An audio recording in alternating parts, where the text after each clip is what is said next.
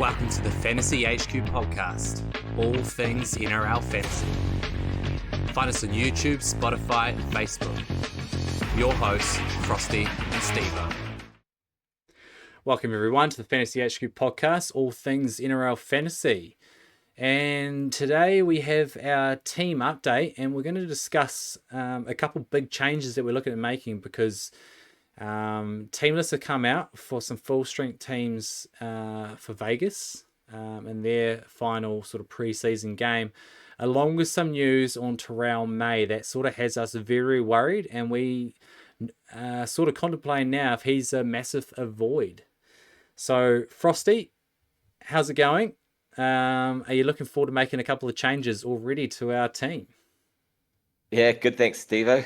Yeah, massive news come May, and hopefully fantasy coaches are across it. Otherwise, not only are they risking the round one bye, but also some season-long change as a result of this. So, yeah, if you haven't heard, Terrell May has come out and stated himself that he would like to be playing more around the 60 minutes this season. So, certainly not the May of last season where he's playing 75 minutes on average, most games seen for 80. He wants to wind that back a little bit. And yeah, in our eyes, Stevo, we just don't think he can be producing the Haas-like numbers, which would allow coaches to have him in at his price tag.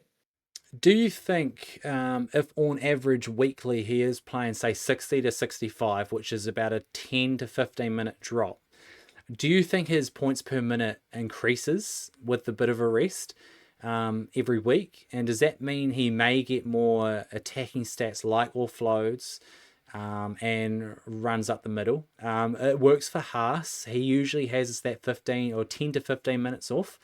And he comes back on with all that energy, and that's where he sort of breaks the game open. Do you think May can do that and keep similar numbers to last year while playing smaller minutes? Or is it just a straight avoid for you? So he's 930k, price at 69, and having a look at prop last season with minutes under 70, and that was an average of 67.5, so that's even more than what he's hoping for. He averaged 66. So if you drop another couple off that, say he's going to be just below 65, say a 62, 63, he is looking at 6 or 7 points lost in value. So yeah, I think that's probably enough for me for him to be a watch for coaches.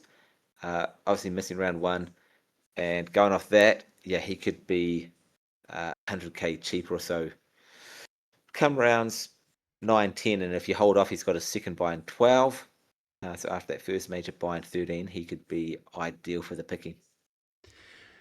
Yeah, I mean, I think he could bottom out around that 800k, somewhere around there.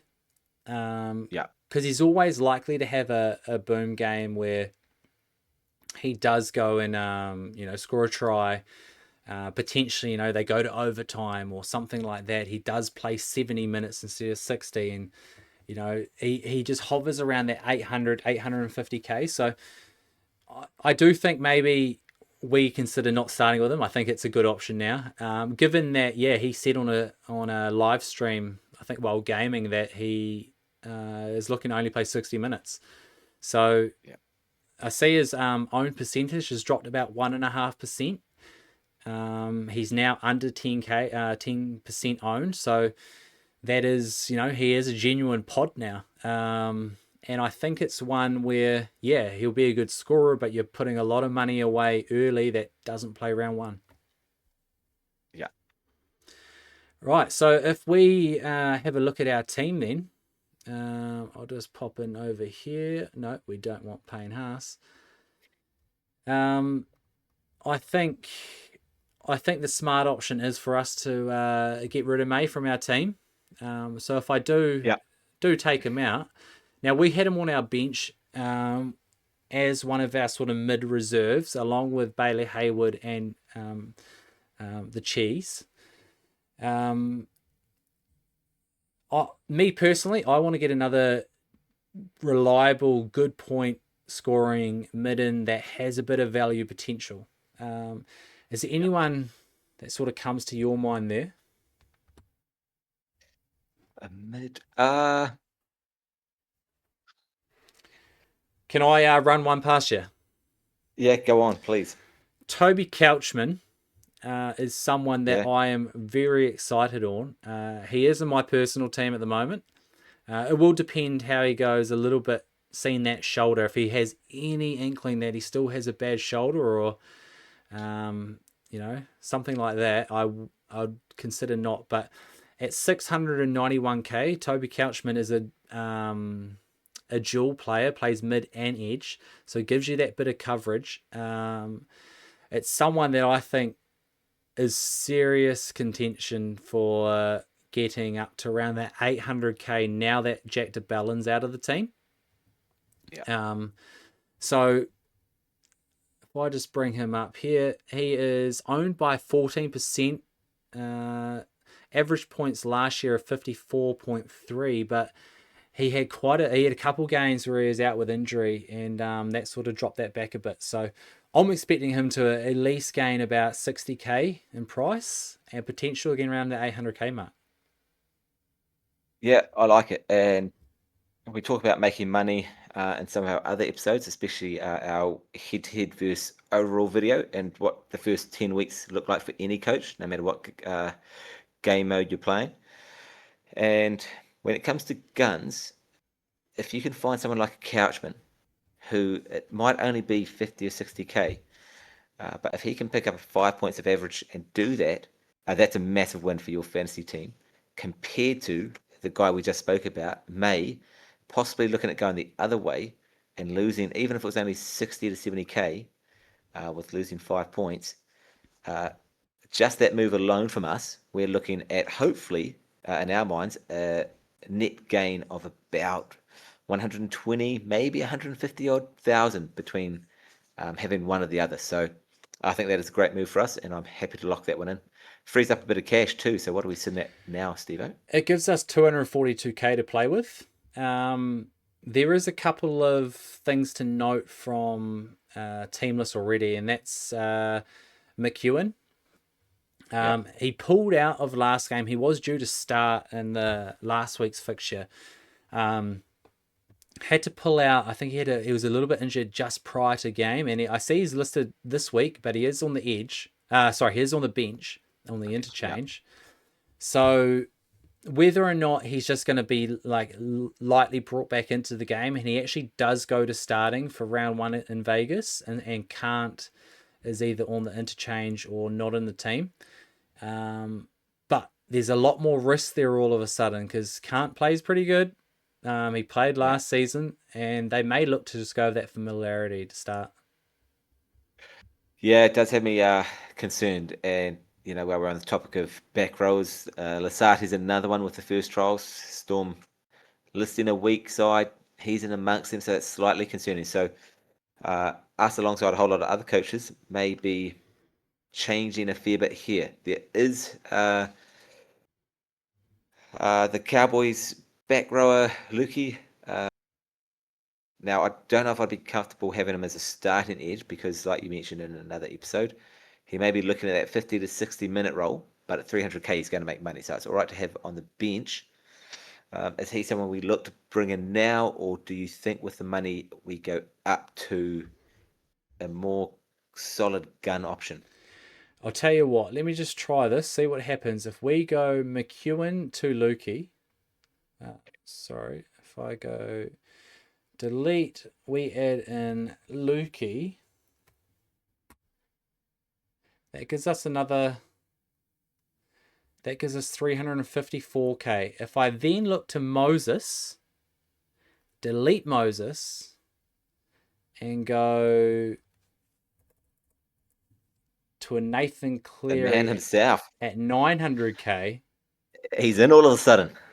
That gives us 43k in the bank, and we bring Nathan Cleary into our team. And the chin returns. Without May, having Cleary there, along with Haas, gives us 2 genuine captain options from round 1. Yeah.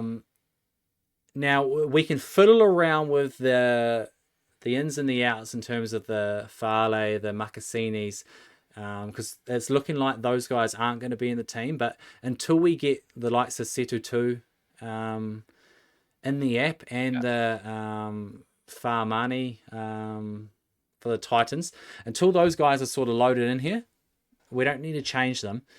But I feel more comfortable there only taking a flyer on one half and having one security in Nathan Cleary. Yeah, I like what we've done there, and that's what fantasy in the preseason is all about, is how you can sort of shuffle the deck and make it work in your favour still. So the news on May rocked us a little bit. We weren't happy because we thought we had a wee pod there with a certified gun.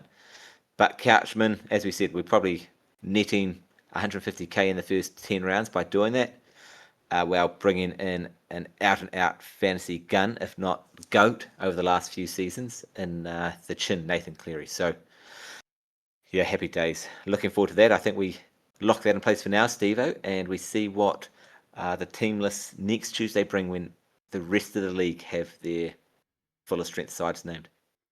I like it. I think, we leave it at that. And I'm sure we're going to see a few changes going forward. There'll be someone that comes out of the woodworks. There'll be the likes of a Cobbo could look fantastic. He could look fit. He could look exciting. That's someone that I'm keen on. Dylan Brown, he could look disgusting. It could be the opposite. Yeah. He might not do any kicking. But then Sandon Smith might not get named next week, so that could bring him all of a sudden back in the equation. Sorry, that's for Vegas. Yeah.